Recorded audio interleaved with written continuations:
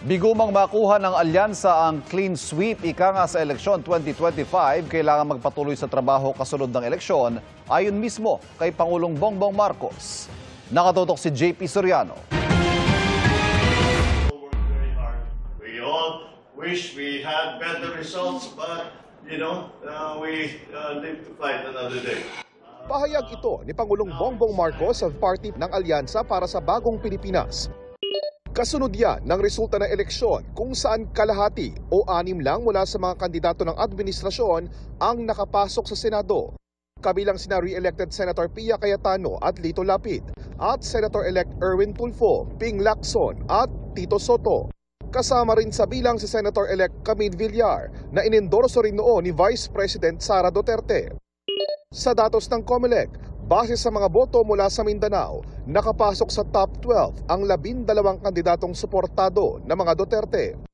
Ang campaign manager ng alyansa na si Navotas City Representative Toby Tiangco, isinisi ang resulta ng eleksyon sa Mindanao sa paghahain ng impeachment laban kay Vice President Sara Duterte. Para naman kay Vice President Duterte, walang ibang dapat sisihin kundi ang Pangulo. Why do I think that the Allianza senators did not perform well? It's because of the president. The people find him wanting of his promises.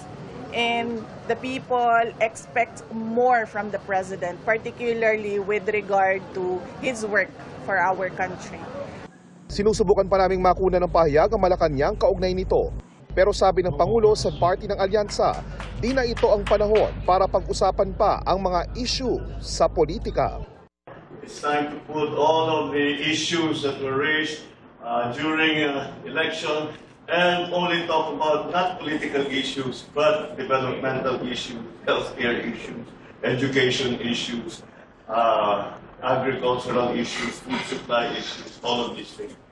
Para sa GMA Integrated News, JP Soriano, nakatutok 24 oras.